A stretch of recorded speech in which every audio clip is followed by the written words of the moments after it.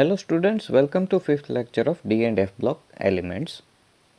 Today we are going to discuss about chemical reactivity and E0 values. Transition metals vary widely in their chemical reactivity, many of them sufficiently electropositive, and that's why they dissolve in mineral acids, whereas some of them are noble. That means they usually do not react or they are unaffected by single acids. That means to create a solution of those metals we need mixture of different acids, and normally we use aqua regia, that means mixture of HCl and HNO3. Metals of first series with the exception of copper are relatively more reactive and are oxidized by 1 molar H+.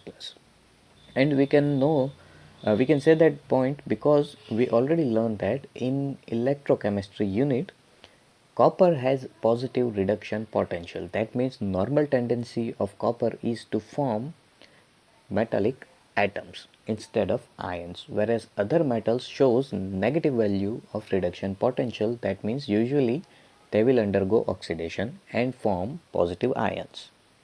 So for copper, actual rate of this type of reaction is quite slow. For example, titanium and vanadium in practice are passive to dilute non-oxidizing acids at room temperature.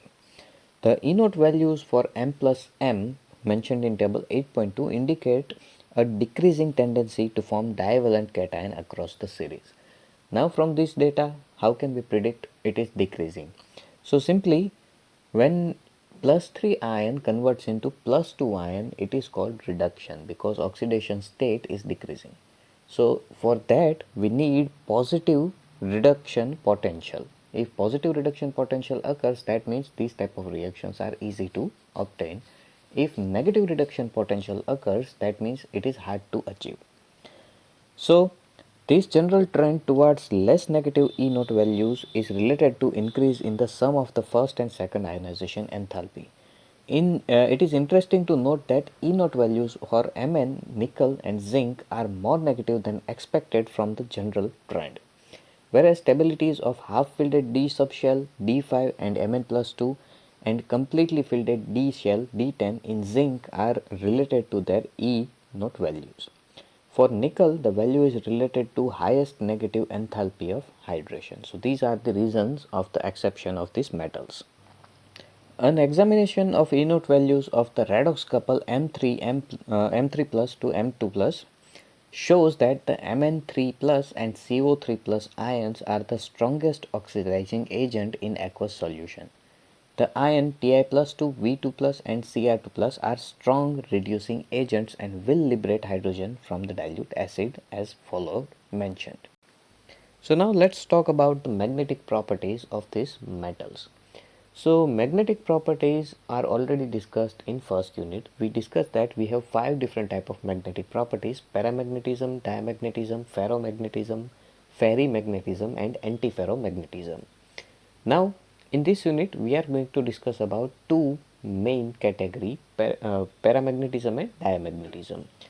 These two categories actually depends on number of electrons present in the metal and how many of them are unpaired. So mainly we have two type of magnetism, paramagnetism and diamagnetism, and later three categories are actually type of paramagnetism depending on the arrangement of the particles in the material. So we are going to discuss about paramagnetism and diamagnetism only, and ferromagnetism is extreme of paramagnetism.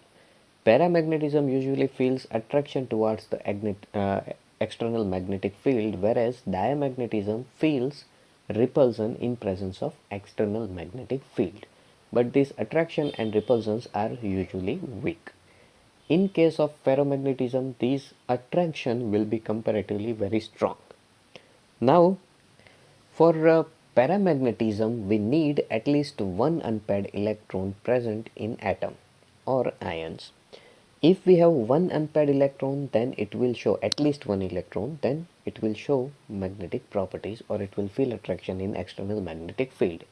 But if all of the electrons are paired up, then no magnetic properties will be observed and substance will feel repulsion under the external magnetic field, which is called diamagnetic substance. Now, reason for the magnetism is motion of electron. We know that electrons are in continuous motion, and mainly it has two type of motion, axial spin and orbital spin. That means, suppose let's assume our electron as a spherical object, and this is the axis passing through the center of the electron. So electron is continuously rotating on its own axis, just like Earth. Because of axial rotation of Earth, day and night occurs. And same thing, this electron is revolving around the nucleus, and it is called orbital motion, just like Earth. Earth is revolving, rotating around the sun, and because of that, yearly system occurs.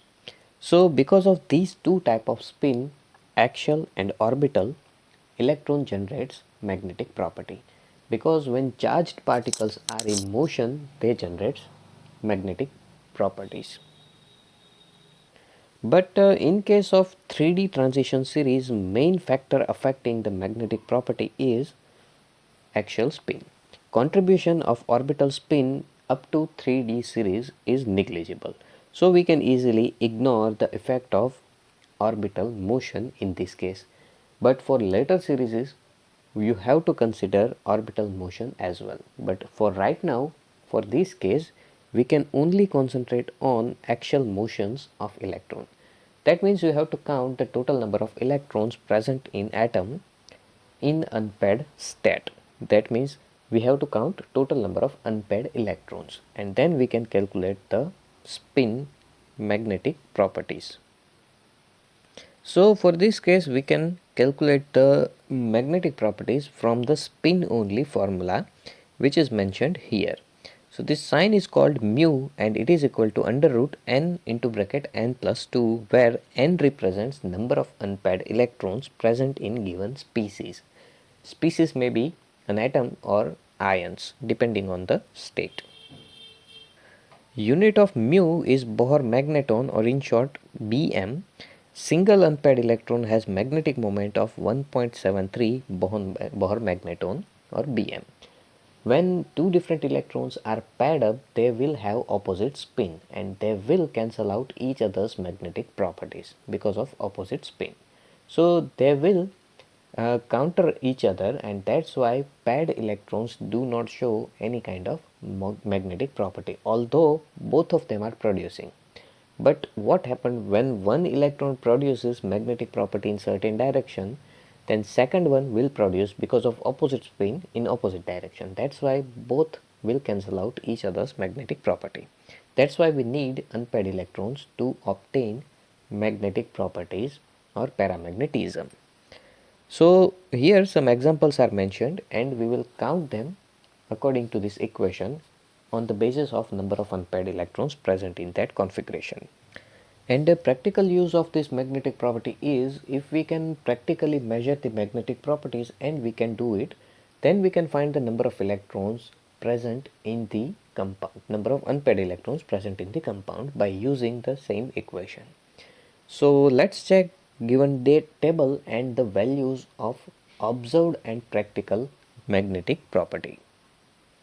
So here different type of ions are mentioned with their different electronic configurations, starting from D0 to D10, all the possible configurations for d orbitals, and number of unpaired electrons are also mentioned in it. So maximum number of unpaired electron, that means maximum paramagnetism or magnetic property.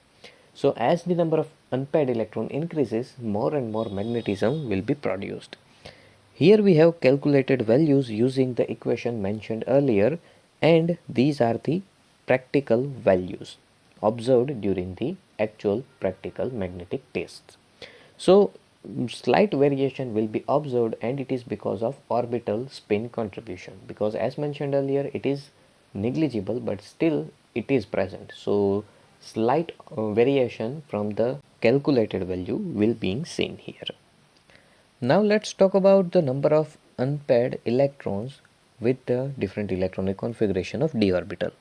So on the top side we will show the configuration of d orbital, and bottom side we will represent the number of unpaired electrons.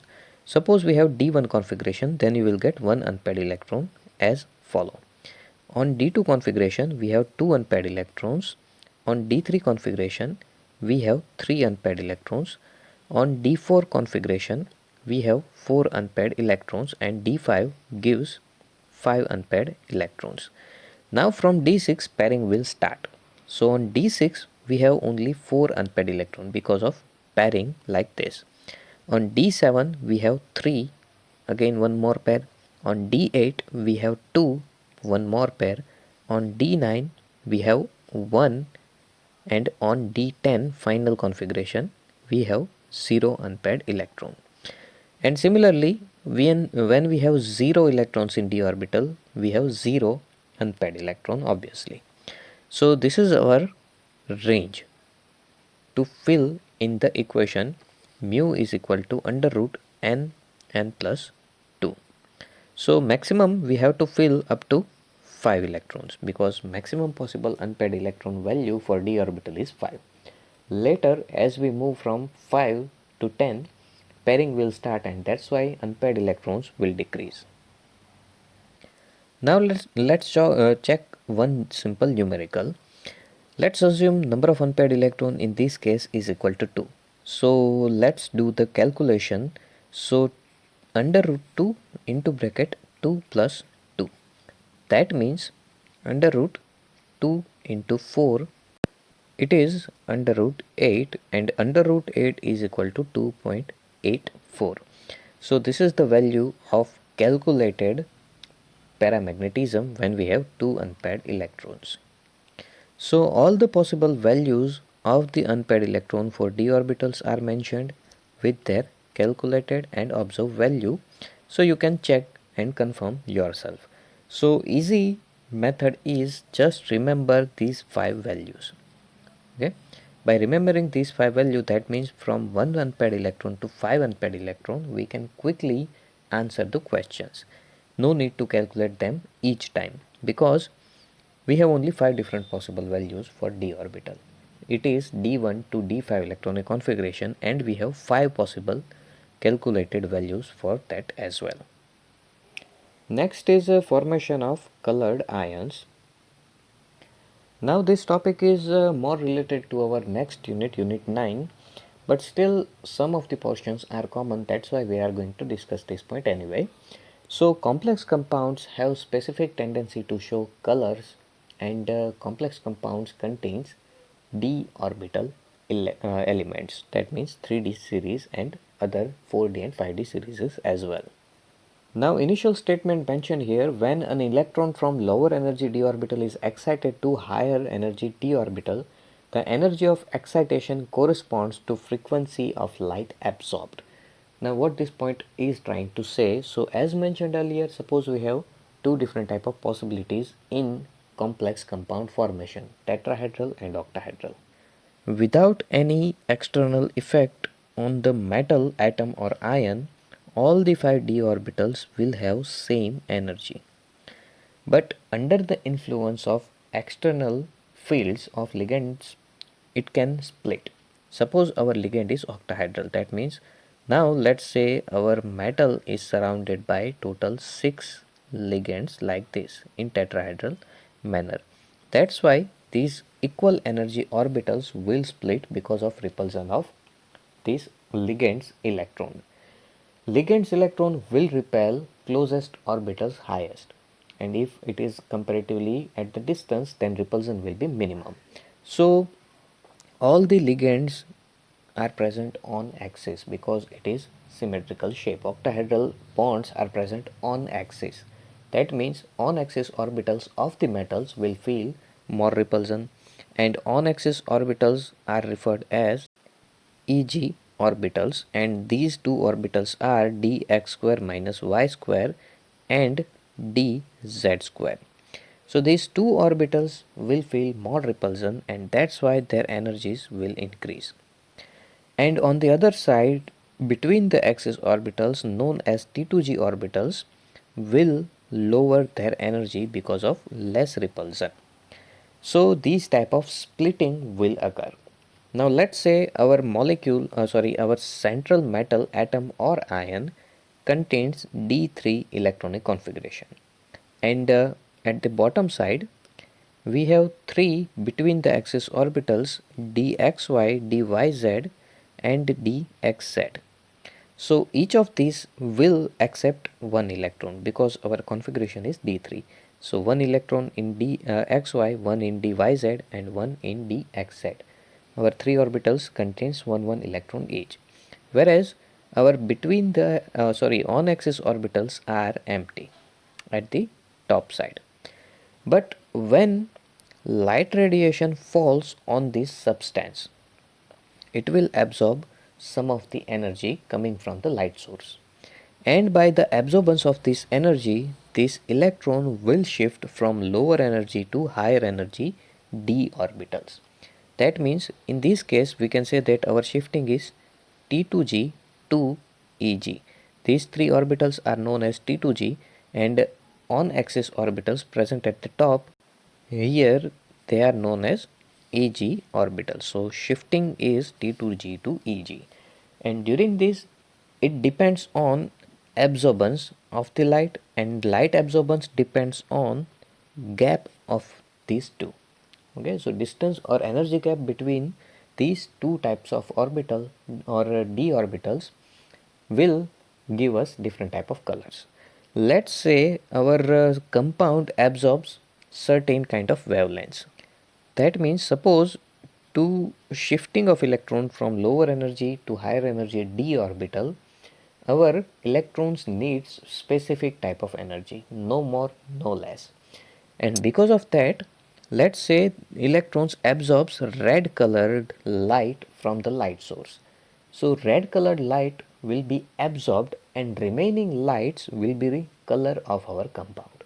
Okay, so requirement of light or absorbed light will be removed from the total light coming from the source, and remaining color will be seen. That means if you are able to see blue color of the compound, that means blue color is not being absorbed by the substance or our compound, and that's why it is coming through the solution. So that's why color observed corresponds to the complementary color of the light absorbed. So that means observed light and absorbed light will give us total light applied or light source. So here some examples are mentioned in the figure. We can see that we have different type of compounds of the metals of 3D. Vanadium, Mn, Fe, Co, Ni and Cu compounds are mentioned with their oxidation states. And we can see we have variety of different colors being observed. Now energy gap between the two d orbitals depends on the strength of ligand.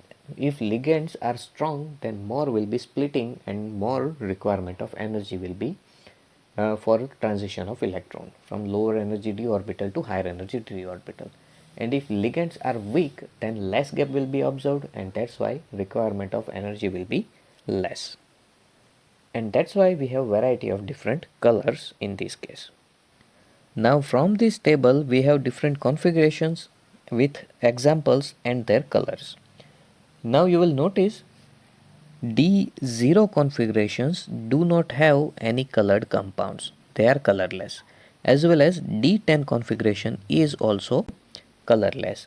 Now reason for that is, as mentioned, when we have doubly degenerated orbitals, that means when we have two different energy containing d orbitals, as we can see here, for that absorbance of light occurs only when we have either electrons or empty space. In D0 configuration, we do not have any electrons to absorb this light, and after the absorbance it will shift from low to high energy. So in D0 no electrons are available, and in case of D10 configuration we do not have space, and by space I mean no empty orbitals are available. Now suppose let's split these two orbitals from here. These 3 orbitals, let's say it is T2g orbitals, and these two are Eg orbitals. Now if you have at least one electron, then this electron will absorb the light radiation and it will jump in Eg orbital. But suppose we do not have any electron, so no electrons are available, that means no jumping from lower to higher energy state. That's why no color will be observed. That means our first requirement is electron to produce colors. Now second case, that means d10 electronic configuration. In case of d10 electronic configuration, all the orbitals are full. That means electrons are able to jump from lower energy to higher energy orbital, but there is no space in higher energy orbitals to accept electrons. That's why in d10 electronic configuration no absorbance of light occurs, and that's why no colors are seen. So our basic requirement to form colored complex compounds are: first we need electrons, second we need empty orbitals. In D0 and D10 electronic configuration, we do not have that. That means in D0 we do not have electrons, and in D10 we do not have empty orbitals. Next is the formation of complex compounds, and this point will be discussed in detail in Unit 9 because whole Unit 9 is dedicated to complex compounds. But basically complex compounds are the compounds in which metal ions are bind with anions or neutral molecules, giving complex species with characteristic properties. And in complex compound, between the metal and anions or neutral atoms or molecules, we have coordinate covalent bond. That's why these molecules are also referred as coordinate complex compounds. Here are the few examples: FeCN6 3 minus, FeCN6 4 minus, CuNH3 4 2 plus, and PtCl4 2 minus. And transition metal forms a large number of complex compounds because of comparatively smaller size of the metal ion, their high ionic charges, and the availability of d orbital for bond formation. As mentioned, this type of compound forms coordinate covalent bond, and to form coordinate covalent bond we need completely empty orbital in one species and unused pair of electron, that means non-bonding electron pair, in second species. So ligand or anion or neutral molecule mentioned here, they have extra electron pair, and our metals have empty d orbital. That's why they can accept the electron pair coming from the ligand into their empty orbital, and we can form complex compound. Catalytical properties. Transition metals are well known for their catalytical activities, and it is because of their availability or ability to adopt multiple oxidation states and form complex compounds.